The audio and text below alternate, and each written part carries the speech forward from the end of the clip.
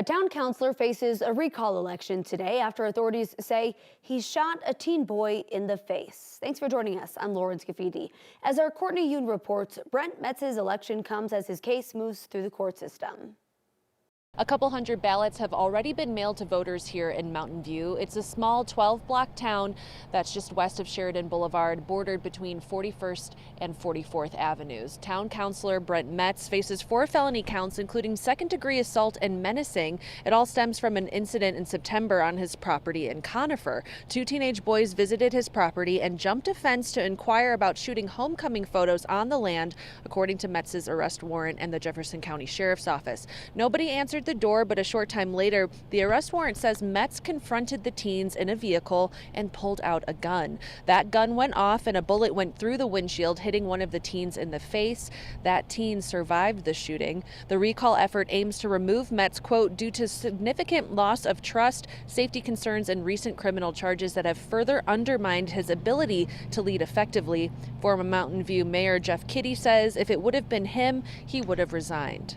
When you got somebody that makes a decision like this, whether it be an accident or the initial of drawing a gun, that to me in the situation doesn't merit it. Metz was allowed to write a statement that does appear on the ballot. He characterized the shooting as an unintentional discharge of a firearm. He goes on to say that the media coverage of this incident has not been accurate and that he's not guilty of any of the charges against him. Last month, Metz's defense attorney told a judge that they're working towards a settlement with prosecutors. A pretrial hearing is set for this June. Live in Mountain View, Courtney Yoon, 9 News. Today, 3 officers who were there the night Christian Glass was shot to death in Clear Creek County by a former sheriff's deputy are taking the final steps to be done with the case. Andrew Buin shot Glass in 2022 after Glass called 911 for help with a mental crisis. Multiple officers responded that night, including Officer Brittany Morrow, former Deputy Tim Collins, and Trooper Ryan Benny, who all had charges dropped earlier this month for failing to intervene to stop the shooting.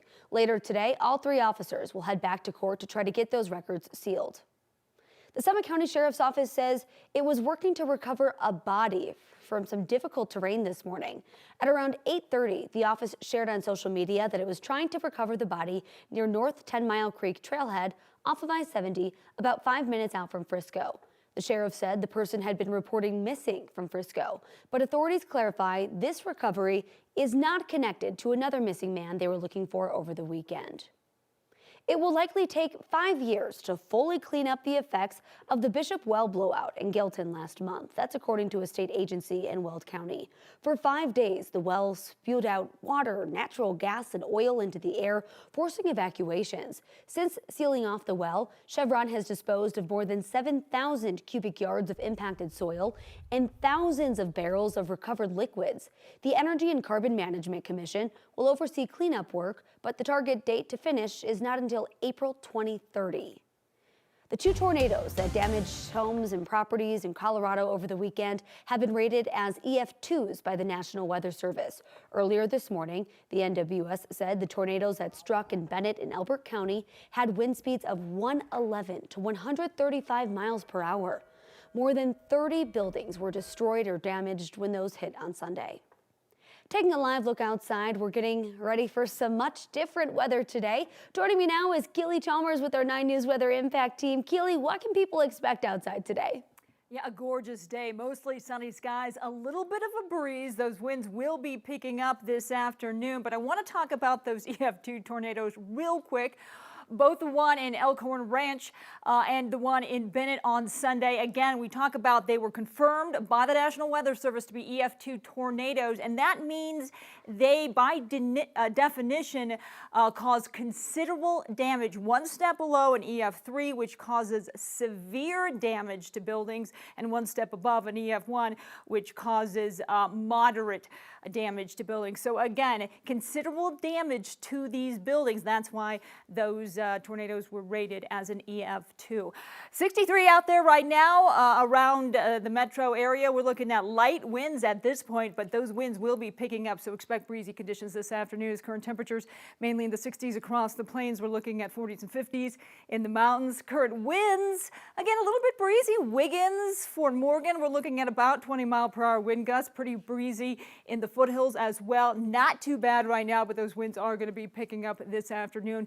Quiet as we take a live look at our radar. Mostly sunny. That's our forecast for the metro area today. Our forecast high right around 72 degrees. Our normal high for this time of the year is 73. So pretty close to average, but again, those winds will be picking up, gusting up to 30 miles per hour as we head into the afternoon. But check out that afternoon forecast hour by hour. We are clearing out. A few clouds out there right now, but we'll see mostly, really, actually clear skies, sunny skies by this afternoon. So cool start to the day, warming up. We're looking at 80s by Thursday and unsettled weather moving in for your holiday weekend. We'll talk more about that coming up in your complete forecast in just a bit. So much. Of course, our state is no stranger to severe weather. A perfect example is what we saw on Sunday. Experts with the National Weather Service say tornadoes on the eastern plains are common. So much so, they've named the area to the east the Denver Convergence Vorticity Zone. That zone continues to see a lot of growth since the mid-90s with new homes and communities despite all of those risks. Now, while tornadoes in this zone are guaranteed every year, it's the hail damage that often brings the biggest punch. The hail shafts and the number of storms that produce hail of damaging size are far more common, hit a bigger area than these tornadoes that form along the convergence zone. Let me be clear about that. Hail does far more damage than tornadoes do in the same area. Meteorologists and insurance experts say it's important to know the risks of the area you live in and prepare your home accordingly. An accident potential zone where military jets take off and land at Buckley Space Force Base is limiting development in Aurora, where a swingers club turned rec center is about to close. Beck Rec Center in Aurora will close this summer because the building is unsafe. It can be seen from the nearby Colorado Freedom Memorial, which has plans to build a visitor center. That's okay because the memorial is outside of the accident potential zone. That zone, the APZ, is an area where development is limited for fear a plane could drop out of the sky. The rec center cannot be rebuilt where it is now because it is now inside the APZ, which was created after the building. Aurora City Councilman Steve Sundberg believes that entitles Aurora to some federal funding. So you start brainstorming. What can be done? Where's another location? Where can we pull money to build another rec center? And is the federal government, can they kick in? Can they chip in through grant monies, perhaps? Although the federal government has been slashing a lot of expenses, Sundberg said he plans to ask Democratic Congressman Jason Crow for help to get some federal money.